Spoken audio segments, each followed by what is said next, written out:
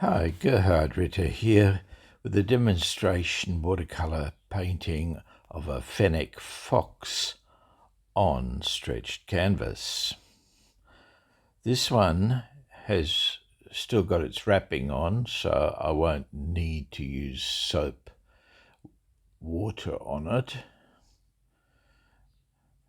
I will, however, take some of the roughness off the painted surface using a 400 grit fine sandpaper.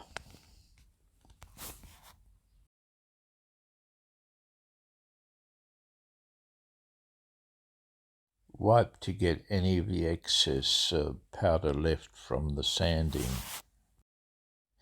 I'm sketching in using a 2B propelling pencil the images on the television or computer screen in front of me.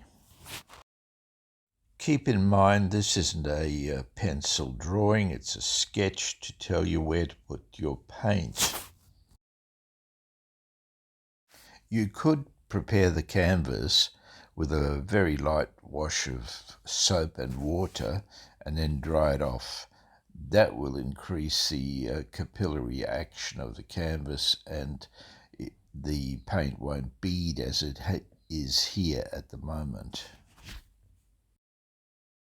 Once the canvas has become receptive to the paint, the beading will stop. You will find, though, that you have to apply the paint a lot thicker than you would normally. I'll use the hairdryer frequently to dry off between the different stages. My palette for this painting is primarily cadmium orange, yellow ochre, burnt sienna and burnt umber. The darks are achieved with Payne's grey and ultramarine blue, and I also use a little bit of alizarin crimson. My brushes are primarily rounds, although later on I'll be lifting off with a flat. The main brush is an Escoda Taklon round, probably about a number 15 or 14.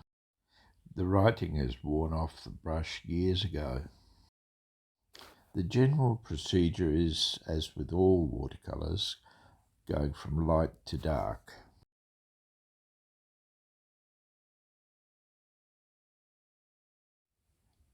Don't get caught up working in one particular area. Work all over your painting and advance it to about the same level.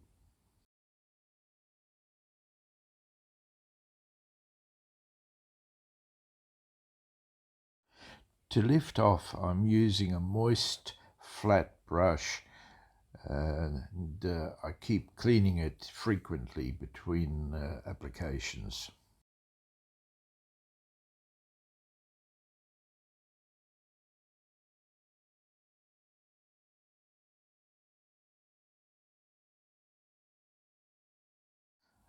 I also use that brush to do a little bit of blending.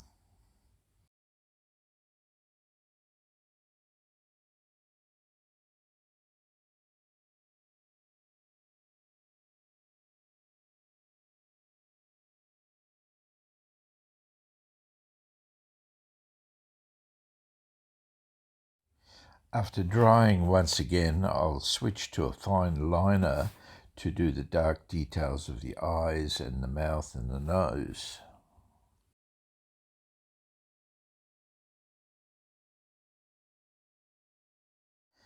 Keep in mind that it's a lot easier to refine the edges later on by lifting off, so you don't have to be 100% accurate to start off with.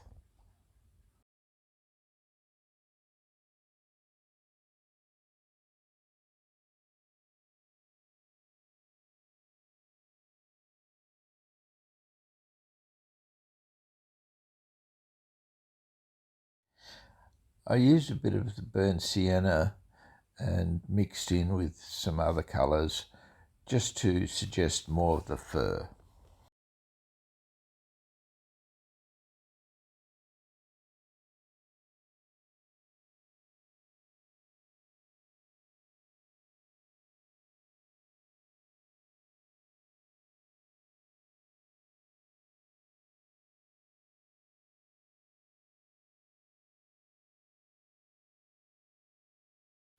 It's all just a lot more refining edges, reshaping patches, and adding detail here and there to give that illusion of three-dimensionality.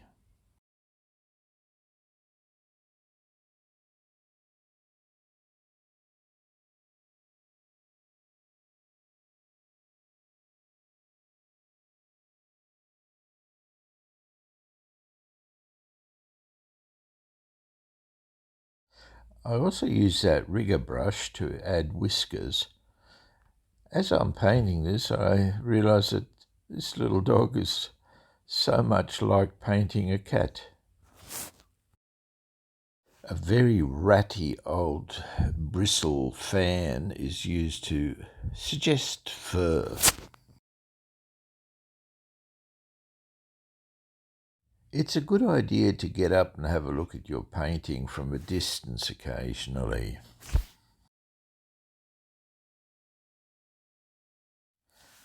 I have a large mirror in the studio, and occasionally I'll lift up the painting and have a look at the mirror image of it. It helps to identify areas that need adjustment.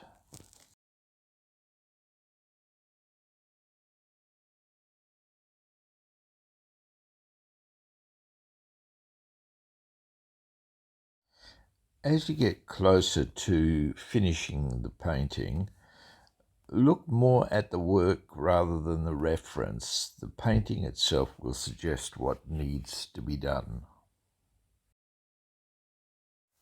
Even after signing, I still make quite a number of refinements, but you do have to be aware that you can overdo things.